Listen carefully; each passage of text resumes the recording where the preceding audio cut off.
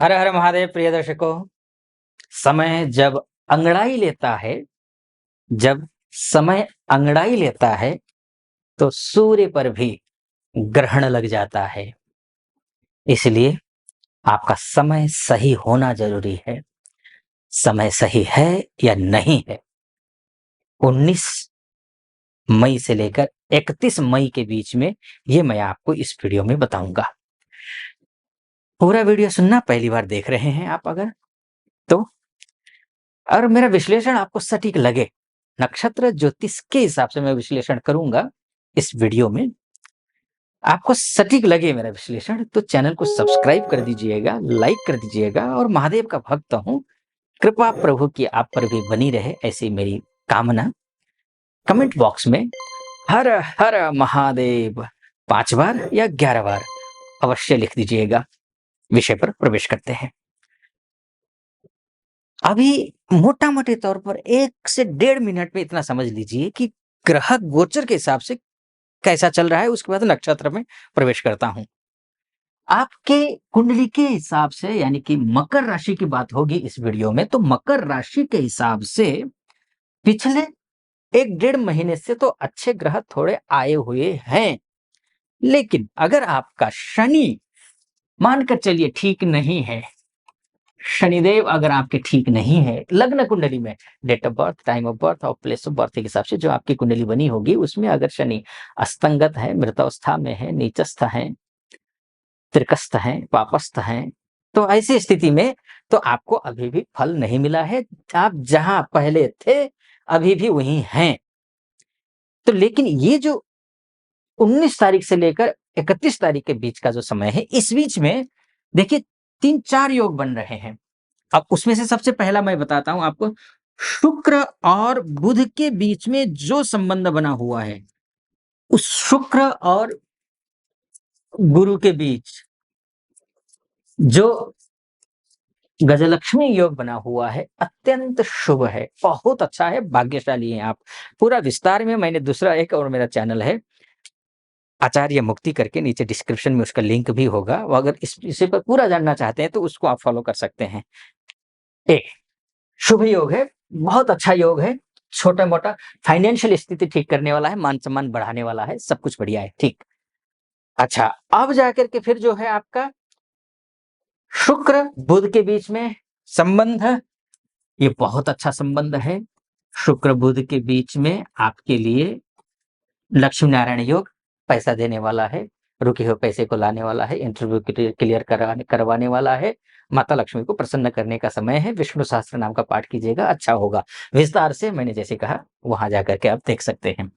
सूर्य और बुध के बीच में संबंध, सूर्य और बुध के बीच में बुधादित्य योग बहुत शुभ है आपके लिए। शासन प्रशासन से संबंधित कार्य को बना देगा ये। विद्यार्थी वर्ग के लिए भी अच्छा है और दाम्पत्य जीवन में भी शुभ रहेगा। कोर्ट कचहरी के मामले को भी खत्म कर देगा, ये समय शुभ है। अब उसके बाद जाकर के ये मानकर चलिए शुक्र और बुध का बीच में हो गया, लक्ष्मी नारायण योग हो गया। ये 3 जो योग हैं ये विशेष हैं। लेकिन हाँ, ये शुक्र बुध का जो युति संबंध है और ये जो युति संबंध है ये 31 मई को जाकर के बन रहा है, बाकी योग उससे पहले ही बन रहा है। तो ये एक मोटा-मोटी तौर पर जान लीजिए, और ये बहुत अच्छा शुभ है, अच्छा है आपको वैदिक ज्योतिष के हिसाब से। डिटेल में मैंने दूसरे चैनल में बता रखा है। अब आता हूं मैं इस कुंडली में, मैं नक्षत्र ज्योतिष के हिसाब से बात करूंगा। तो नक्षत्र ज्योतिष के हिसाब से देखेंगे ना आप, सूर्य को देख लीजिए। सूर्य जो है वो 11 मई से लेकर के कृत्तिका नक्षत्र में है, जो कि वो सूर्य का ही नक्षत्र है। तो अपने नक्षत्र में 25 मई तक हैं ये। अब अपने ही नक्षत्र में, अपने ही घर में जब सूर्यदेव रहेंगे, जो कि सूर्य इस ब्रह्मांड के राजा हैं, इस ब्रह्मांड के सब राजा ग्रह हैं, सारे ग्रह उसी के इर्द गिर्द घूमते हैं। तो ऐसी स्थिति में जो वो अपने घर में होगा तो देगा क्या क्या, शासन से रिलेटेड काम अच्छा कर देगा, प्रशासन से रिलेटेड काम अच्छा कर देगा, सरकारी काम आपके रुके हुए हैं तो आपके लिए ठीक हो जाएगा। उसके साथ में आपका जो है मान सम्मान बढ़ेगा। सूर्य जब अच्छा होगा तो अपने घर में होगा तो, हाँ, कुछ कमियां भी हैं सूर्य के अपने घर में जाने से, कुछ कमियां भी हैं। ओवर कॉन्फिडेंट बना सकता है आपको, वो नहीं होना है। और वो ओवर कॉन्फिडेंट नहीं होना है और बहुत ज़्यादा आपको कॉन्फिडेंस कम भी नहीं रखना है, क्योंकि यहाँ जो ये जो मैंने योग बताया ना आपको, ये जो योग है ना, ये योग आपको क्या करेंगे कि ये इसमें शुक्र और गुरु पूरे मई के महीने में अस्त हैं। शुक्र तो जून में भी अस्त है ना? तो कॉन्फिडेंस लेवल ना लो करना है, ना तो ओवर कॉन्फिडेंट होना है। कॉन्फिडेंट को बनाए रखिए, ये आपको अच्छा रहेगा। तो इसके साथ-साथ में अगर कोई पुरानी बीमारी है, उस पुरानी बीमारी के लिए उसको सहेज कर मत रखिए, आप डॉक्टर से मिलिए और आप उपचार कीजिए। ये भी है, ये ध्यान रखें। हाँ, विदेश जाना चाहते हैं, आइलेट्स की तैयारी कर रहे हैं, वर्किंग वीज़ा अप्लाई किया हुआ है आपने, पीआर अप्लाई किया हुआ है पीआर के लिए, या फिर आप विदेश में ऑलरेडी रहते हैं, तो आपके लिए शुभ है समय, अच्छा है समय, कोई चिंता की बात नहीं है। तो ये अच्छा है। अच्छा, 25 मई के बाद, यानी कि 25 मई से ये रोहिणी नक्षत्र में गोचर करेंगे। रोहिणी जो नक्षत्र है वो किसका नक्षत्र है? वो चंद्रमा का नक्षत्र है। और चंद्रमा आपके लिए क्या है?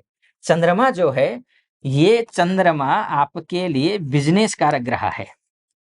बिज़नेस जो कर रहे हैं उनके लिए जो इस महीने का जो अंतिम सप्ताह होगा वो सुखद रहेगा, अच्छा रहने वाला है।